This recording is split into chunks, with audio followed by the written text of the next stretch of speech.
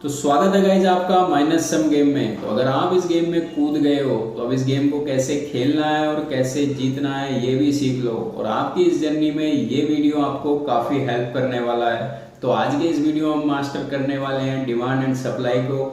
इस वीडियो में आपको बिल्कुल बेसिक से लेकर एडवांस तक डिमांड एंड सप्लाई के जितने भी कॉन्सेप्ट हैं, जितने भी सीक्रेट एंड स्ट्रेटजीज हैं, सबको एकदम सिंपल वे में, एकदम आसान भाषा में समझाऊंगा कि डिमांड एंड सप्लाई क्या होती है, इसको कैसे मेजर करते हैं और चार्ट पर आप डिमांड एंड सप्लाई जोन को कैसे आइडेंटिफाई करते हैं और क्या सही तरीका होता है चार्ट पर डिमांड एंड सप्लाई जोन को मार्क करने का। और फिर आप डिमांड एंड सप्लाई जोन को यूज करके किस प्रकार से परफेक्ट एंट्री एंड एग्जिट कर सकते हैं और किस प्रकार के मार्केट में किस प्रकार की स्ट्रेटेजी हम यूज कर सकते हैं। तो सारे कॉन्सेप्ट एकदम पॉइंट टू पॉइंट बताऊंगा, दाएं बाएं के चार्ट उठाकर नहीं दिखाऊंगा। जिस चार्ट को मैं ट्रेड करता हूं, जिस चार्ट को आप ट्रेड करते हो, उसी निफ्टी और बैंक निफ्टी के चार्ट पर ही आपको डिमांड और सप्लाई के सारे कॉन्सेप्ट एंड सीक्रेट क्लियर करूंगा। तो वीडियो को बिल्कुल भी स्किप मत करना। जानता हूं आपका टाइम कीमती है, लेकिन जो भी टाइम एंड एफर्ट मैंने इस वीडियो को बनाने में लगाया है उससे आपको वैल्यू जरूर प्रोवाइड होगी, इस बात की मैं गारंटी दे सकता हूं। तो चलिए बिना देरी के वीडियो को शुरू करते हैं। तो बात आती है कि डिमांड एंड सप्लाई जोन को एज ए ट्रेडर हमें मास्टर करना क्यों जरूरी होता है, इससे हमारी ट्रेडिंग पर क्या इम्पैक्ट पड़ने वाला है। तो इसके लिए सबसे पहले आपको समझना पड़ेगा कि डिमांड एंड सप्लाई जनरेट कैसे होती है। तो मार्केट में डिमांड एंड सप्लाई जनरेट होती है बड़े ऑर्डर्स से। जब बड़े ऑर्डर्स मार्केट में एग्जीक्यूट होते हैं तो मार्केट में एक इम्पल्सिव मूव देखने के लिए मिलता है। तो ये बड़े ऑर्डर कौन एग्जीक्यूट करता है? बिग प्लेयर्स, मार्केट मेकर्स, जो भी बिग इंस्टीट्यूशन है। जब वो मार्केट में एंटर करते हैं तो मार्केट में इस तरह के इम्पल्सिव मूव देखने के लिए मिलते हैं। तो अगर हमें पता लग जाए कि बड़े प्लेयर्स किन लेवल्स पे बैठे हुए हैं, वो कहाँ पर अपने ऑर्डर एग्जीक्यूट कर रहे हैं, तो हम भी उनके साथ अपने ऑर्डर प्लेस करके वहां से बड़ा मुनाफा, बड़ा टारगेट कमा सकते हैं। क्योंकि जब मार्केट में बड़े प्लेयर्स एंटर करते हैं तो वहां पर फिर 10, 20, 50 पॉइंट का मूव नहीं आता, वहां से आपको 100, 200 पॉइंट का मूव इजीली देखने के लिए मिल जाता है। तो ऐसे में अगर अपने को पता लग जाए कि बड़े ऑर्डर्स किन लेवल्स पे एग्जीक्यूट हो रहे हैं, तो हम भी उनके साथ अपने ऑर्डर प्लेस करके एक बड़ा प्रॉफिट कमा सकते हैं। और उसमें हमें डिमांड एंड सप्लाई जोन जो है हमको आइडेंटिफाई करने में उन लेवल्स को हेल्प करते हैं। तो इसलिए आपको as a trader demand and supply zone को मास्टर करना बहुत ज़्यादा ज़रूरी है। तो सबसे पहली चीज़ आती है कि डिमांड एंड सप्लाई होती क्या है। तो अगर मैं आपको आसान भाषा में और मार्केट की भाषा में बताऊं तो डिमांड का मतलब होता है अग्रेसिव बाइंग और सप्लाई का मतलब होता है अग्रेसिव सेलिंग। तो अगर किसी लेवल पे से एक इम्पल्सिव बाइंग आ रही है तो इसका मतलब उस लेवल पे डिमांड जनरेट हुई है, वहां पर डिमांड ज़्यादा है। और अगर किसी लेवल से इम्पल्सिव सेलिंग आ रही है तो उस लेवल पर सप्लाई ज़्यादा है, यानी कि वहां से सप्लाई जनरेट हुई है। तो अब बात आती है कि डिमांड एंड सप्लाई जोन को मेजर कैसे करते हैं, ताकि हम पता लगा सके कि कौन सा जोन वैलिड है, कौन सा जोन स्ट्रोंग है और कहां पर हम अपना ट्रेड प्लान कर सकते हैं जहां से अपने को ज्यादा एक्यूरेसी मिलेगी। तो अब इसको मेजर करने के लिए दो चीज हमको देखनी होती है। एक तो कैंडल का साइज होता है और दूसरा होता है कैंडल की फ्रीक्वेंसी, यानी कि एक ही कलर की हमको एक साथ कितनी कैंडल मिली है।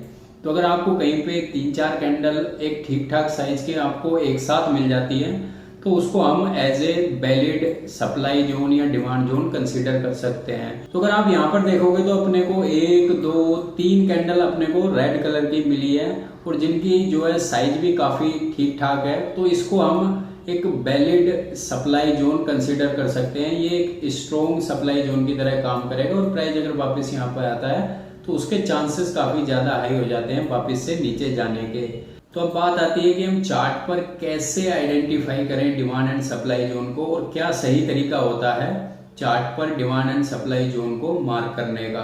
तो उसके 3-4 तरीके हैं, जिसमें सबसे पहला तरीका है सिंगल कैंडल का, पिवट कैंडल का। इसमें हम जो भी जहां से भी डिमांड या सप्लाई जनरेट हुई है उसके प्रीवियस की जो कैंडल होती है डिफरेंट कलर की, उस कैंडल की पूरी बॉडी को मार्क कर लेते हैं और उसी को एज ए डिमांड या सप्लाई एरिया कंसिडर करते हैं। यानी कि अगर यहाँ से अगर डिमांड जनरेट हुई है तो यानी कि इसके पीछे की जो रेड कैंडल होगी उसकी पूरा एरिया हम as a demand zone consider करेंगे। अब दूसरा तरीका होता है कंसोलिडेशन एरिया का, यानी कि कहीं पे मार्केट कंसोलिडेट कर रहा है किसी एरिया में और फिर अचानक से एक इम्पल्सिव मूव डाउन साइड में या अप साइड में निकलता है, तो हम उस पूरे एरिया को भी एज ए डिमांड या सप्लाई जोन कंसीडर करते हैं। अब तीसरा तरीका होता है सिंगल लाइन का, यानी कि इसमें हम जहां से भी कोई इम्पल्सिव मूव आया है या जहां से भी अग्रेसिव बाइंग या सेलिंग आई है, तो हम उस एग्जैक्ट पॉइंट को एक सिंगल लाइन के थ्रू मार्क कर लेते हैं और प्राइस वापस से अगर इस लाइन को टच करता है तो हम ट्रेड लेने का प्लान करते हैं। और चौथा तरीका होता है रिजेक्शन एरिया का। इसमें हम जहां से प्राइस ने किसी लेवल से रिजेक्शन लिया है, इम्पल्सिव मूव दिया है, तो उस कैंडल की जो शैडो होती है केवल उस शैडो को हम मार्क करते हैं as a demand and supply area. उसकी बॉडी को हम इग्नोर कर देते हैं, केवल जो उसकी शैडो होती है उसको as a demand and supply area mark कर लेते हैं और वापस से प्राइस अगर इसमें आता है तो हम फिर से कोशिश करते हैं उसमें ट्रेड प्लान करने की। अब बात आती है कि इनमें सबसे बेस्ट तरीका कौन सा होता है, तो भाई सबसे बेस्ट तरीका होता है सिंगल कैंडल का, पिवट कैंडल का। इसको मैं यूज करता हूं और आपको भी इसे ही यूज करना चाहिए। बाकी सारे तरीकों को इग्नोर करो, इनमें कोई भी आपको ज़्यादा वैल्यू नहीं मिलेगी, लेकिन सिंगल कैंडल का जो तरीका है ये काफ़ी बेस्ट है और इसमें काफ़ी अच्छी एक्यूरेसी अपने को मिलती है। तो अभी इसी की बात करते हैं और इसी तरीके को यूज करके अब चार्ट पे हम डिमांड एंड सप्लाई जोन को मार्क करने वाले हैं। तो चलिए चार्ट पर चलते हैं। ये निफ्टी का चार्ट है, ये लेटेस्ट अभी का। तो अगर आप इसमें अब फाइंड करते हैं कि कहाँ कहाँ पर डिमांड जनरेट हुई है और कहाँ कहाँ पर सप्लाई जनरेट हुई है, तो अगर आप यहाँ पर देखोगे कि मार्केट ओपन होते ही एक यहाँ पर थोड़ी सप्लाई दिखाई थी, लेकिन उसके बाद अगर यहाँ पर देखोगे तो एक काफ़ी अच्छी स्ट्रॉन्ग इम्पल्सिव बाइंग देखने के लिए मिली है, यानी कि यहाँ से एक अग्रेसिव बाइंग आई है। तो इसको हम यहाँ पर एक as a demand area consider कर लेंगे और ये काफ़ी स्ट्रॉन्ग डिमांड एरिया की तरह काम करेगा। तो अब हमको करना क्या है, ये वाली जो कैंडल है यहाँ पर, इस वाली कैंडल को हमने पूरे एरिया को मार्क कर लेना है। जो प्रीवियस रेड कैंडल है उसके पूरे बॉडी को मार्क कर लेना है और ये हमारा डिमांड एरिया हो जाएगा। अब प्राइस अगर वापस इस पे आता है तो हम एक कॉल साइड का एंट्री प्लान कर सकते हैं। अब ऊपर चलते हैं, ऊपर देखते हैं कि कहीं पर अपने को, अगर आप यहाँ पर देखोगे तो एक और बहुत ही बढ़िया इम्पल्सिव मूव यहाँ पर दोबारा से डिमांड जनरेट हुई है, तो इसको भी हम मार्क कर लेंगे। तो ये वाला जो इसका प्रीवियस रेड कैंडल है उसको पूरा बॉडी को मार्क कर लेंगे, यही हमारा एज ए डिमांड एरिया काम करेगा। तो अभी यहाँ पर अगर आप देखोगे तो यहाँ पर भी 1 2 3 4 कैंडल, 5वीं भी कैंडल है, यहाँ पर 5 कैंडल ग्रीन मिली है ठीक ठाक साइज के साथ। तो इसको भी हम एक डिमांड जोन कंसिडर कर सकते हैं और ये वाला कैंडल को हम पूरा बॉडी को मार्क कर लेंगे और ये हमारा डिमांड जोन हो जाएगा। ये भी आप यहाँ पर देख सकते हो वापस से डिमांड जनरेट हुई है। बाकी हमने इस एरिया को पहले ही मार्क कर लिया है। अब यहाँ पर देखोगे तो कैंडल का साइज छोटा है, लेकिन अगर आप देखोगे तो एक साथ काफ़ी सारी कैंडल अपने को ग्रीन कलर की मिली है, तो इसको भी हम मार्क कर लेंगे एज ए डिमांड एरिया। और ये पूरी जो प्रीवियस रेड कैंडल है उसको पूरी बॉडी को हम मार्क कर लेंगे, वो हमारा पूरा एरिया हो जाएगा डिमांड का। अब यहाँ से देखोगे तो एक बहुत ही बढ़िया सप्लाई, 1 2 3 कैंडल अपने को रेड लगातार मिली है कंटिन्यू, तो ये एक सप्लाई एरिया अपने को मिल जाएगा। यहाँ पर ये जो प्रीवियस कैंडल है उसको पूरी बॉडी को अपने ने मार्क कर लेना है, वही अपना सप्लाई एरिया हो जाएगा।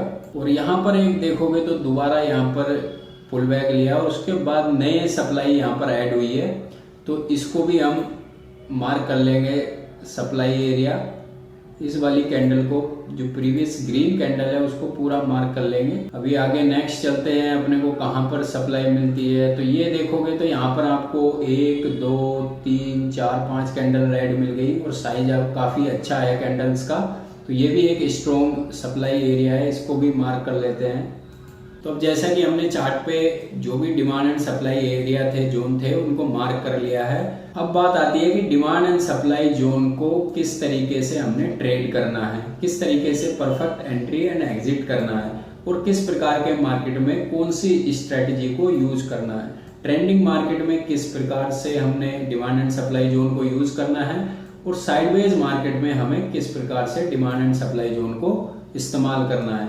तो अब चलिए चार्ट पे चलते हैं और वहां पर मैं आपको एक्सप्लेन करता हूं कि किस प्रकार से आप डिमांड एंड सप्लाई जोन को ट्रेड कर सकते हैं ट्रेंडिंग मार्केट में। तो इसमें अगर आप देखोगे तो मार्केट एक बहुत ही बढ़िया अप ट्रेंड में है। यहाँ से एक काफी अच्छी डिमांड अपने को देखने मिली है।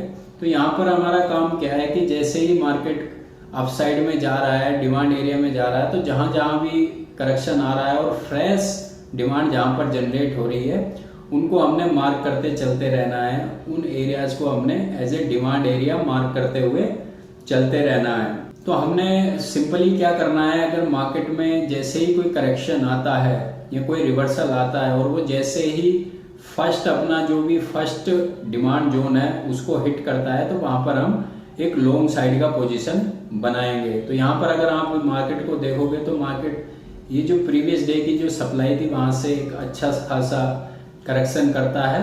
यहाँ पर एक फेक ब्रेकआउट का पैटर्न जरूर बनाया है, इसके बारे में कभी बाद में डिटेल में वीडियो बनाऊंगा, लेकिन इसने डिमांड जोन को रेस्पेक्ट किया है और बाद में आप देख सकते हो मार्केट में काफी अच्छा मूव अपने को देखने के लिए मिल गया है। अब यहाँ पर अगर आप देखते हो तो यहाँ पर आपको पता लगेगा कि मार्केट में यहाँ एक डाउन ट्रेंड शुरू हो गया है। यहाँ पर आपको लोअर लो और लोअर हाई का जो फॉर्मेशन बन गया है, तो यहाँ पर ये वाला जो सप्लाई एरिया है इस पे अगर वापस से प्राइस हिट करता है, जो पहला हमारा सप्लाई एरिया है उस पे अगर वापस से प्राइस हिट करता है, तो हमने वापस से यहाँ पे शॉर्ट साइड का एक एंट्री हमने प्लान करना है। तो जैसा कि आप देख सकते हो वहां से वापस से मार्केट ने फॉल करना स्टार्ट कर दिया इस लेवल से और काफी अच्छी सप्लाई अपने को देखने के लिए मिली है। अब यहाँ पर देखोगे तो यहाँ पर एक और सप्लाई जनरेट हुई थी और इस पे वापस से मार्केट ने यहाँ पर इसको वापस से यहाँ पे टेस्ट किया। तो हमारा मेन क्या चीज है, जब मार्केट ट्रेंडिंग है, डाउन ट्रेंड में है, तो पहली जो सप्लाई एरिया पड़ने वाला है उसी को हमने ट्रेड करना है, उसी पे हमने एंट्री एग्जीक्यूट करनी है और स्टॉप लॉस इसके ऊपर रखना है। मार्केट अगर इस सप्लाई के ऊपर निकलता है थोड़ा सा हमने गैप देना है ताकि फेक ब्रेकआउट से हम बच सके और उसके बाद अगर ऊपर निकलता है तो हम अपनी ट्रेड को क्लोज कर देंगे। तो इस तरीके से आप डिमांड एंड सप्लाई जोन को ट्रेंडिंग मार्केट में ट्रेड कर सकते हो।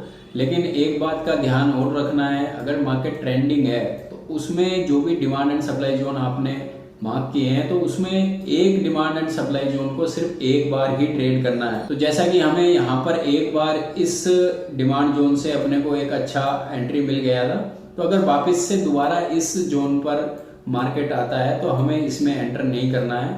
ये वाला जो डिमांड जोन है वो वीक हो चुका है, तो इसके काफी ज्यादा चांसेस रहते हैं ब्रेक करने के। ऐसे ही ऊपर के साइड में अगर यहाँ पर इस सप्लाई जोन को आपने एक बार यूज कर लिया तो वापस से अगर मार्केट इस लेवल पे आता है तो आपने इसको अवॉइड करना है। सिर्फ ट्रेंडिंग मार्केट में अगर मार्केट साइडवेज है तो उसमें आप बार बार यूज कर सकते हो, जिसके बारे में अभी आगे बात करेंगे।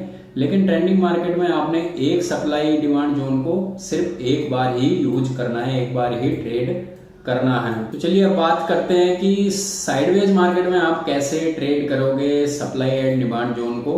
तो अगर इसके लिए अगर आप बैंक निफ्टी का चार्ट देखोगे, 28 अक्टूबर का ही ये चार्ट है, इसको अगर आप देखोगे तो यहाँ पर जो मैंने जोन मार्क किए हुए हैं, ये यहाँ से एक डिमांड आई थी, 1 2 3 कैंडल अपने को ग्रीन मिली थी, काफी अच्छा मोमेंटम मिला था। तो वापस से प्राइस इस लेवल पे आया तो वहां से फिर अपने को एक अपॉर्चुनिटी बढ़िया मिली थी। तो यहाँ से भी आप देख सकते हो 1 2 3 4 5 6 कैंडल अपने को ग्रीन मिली है कंटिन्यूअस। तो ये भी एक अच्छा डिमांड जोन था, इस पे भी आप मार्क कर सकते हो। और यहाँ पर आप सप्लाई जोन देखोगे तो यहाँ से 1 2 3 कैंडल अपने को मिली, तो वापस से इस जोन को अगर ट्रेड करते हैं हम तो वापस से अपने को एक अच्छा सप्लाई का मोमेंटम देखने को मिल गया। तो अब ये मार्केट यहाँ पर कोई ट्रेंड नहीं था, साइडवेज था, तो यहाँ पर फिर से वापस से मार्केट इस एरिया में आता है तो फिर से अपने को सप्लाई देखने के लिए मिलती है। अगर आप साइडवेज मार्केट है तो वहां पर आप इस जोन को बार बार यूज कर सकते हो, जैसा कि आप आज के मार्केट में भी देख सकते हो 29 अक्टूबर के में भी इस जोन को काफी रेस्पेक्ट कर रहा है मार्केट, सप्लाई जोन को, क्योंकि मार्केट में अभी कोई ट्रेंड नहीं है, साइडवेज है बैंक निफ्टी पूरी तरीके से। तो इसमें आप बार बार यूज कर सकते हो और नीचे जो डिमांड एरिया है उसको भी बार बार यूज कर सकते हो। तो आई होप कि आपको इस वीडियो से काफी कुछ सीखने मिला होगा, काफी डाउट्स आपके क्लियर हुए होंगे। तो अगर आप मेरे को लाइव ट्रेड आप कैसे मैं करता हूँ वो देखना चाहते हो तो मेरा चैनल विजिट कर सकते हो और उस पर आप मेरी लाइव ट्रेडिंग भी देख सकते हो। जो कि अभी 2-4 दिन से 5 दिन से मैं नहीं डाल पा रहा हूँ। आने वाले टाइम में फिर से मैं लाइव ट्रेडिंग करना स्टार्ट करूँगा, लाइव ट्रेडिंग डालना स्टार्ट करूँगा, तो आप चैनल को विजिट कर सकते हैं। आज के लिए धन्यवाद।